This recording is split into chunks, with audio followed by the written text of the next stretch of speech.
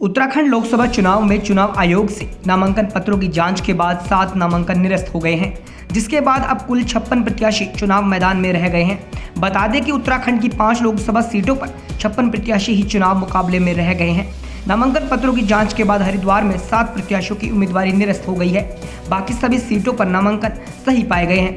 30 मार्च से नाम वापसी के बाद अंतिम संख्या स्पष्ट हो पाएगी। वहीं अपर मुख्य निर्वाचन अधिकारी विजय कुमार जोंगदंडे ने हरिद्वार में 21 में से 7 प्रत्याशियों के नामांकन पत्र निरस्त होने के बाद 14 प्रत्याशी चुनाव मैदान में हैं। टिहरी सीट पर 11, गढ़वाल सीट पर 13, हरिद्वार में 14, नैनीताल सीट पर 10 और अल्मोड़ा सीट पर मात्र 8 प्रत्याशी चुनाव मैदान में रह गए हैं।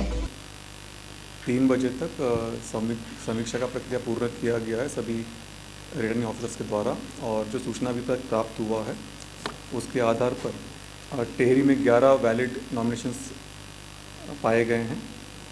गढ़वाल पार्लियामेंट्री कॉन्स्टिट्यूंसी में 13 वैलिड नॉमिनेशंस पाए गए हैं। अल्मोड़ा में 8 नॉमिनेशंस वैलिड पाए गए हैं।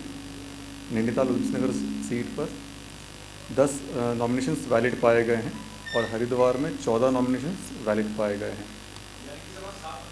हरिद्वार संसदीय क्षेत्र के अंतर्गत 7 नॉमिनेशन पत्र को खारिज किया गया है। टेक्निकल 14 नहीं, हरिद्वार का 14 वैलिड पाया गया है। नैनीताल में 10 पाए गए और हरिद्वार में जो 7 रिजेक्ट हुए हैं वो टेक्निकल ग्राउंड्स पर रिजेक्ट हुए हैं।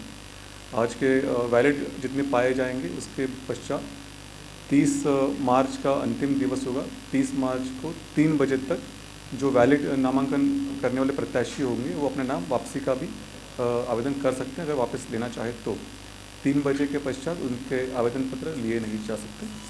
ये आज की सूचना थी।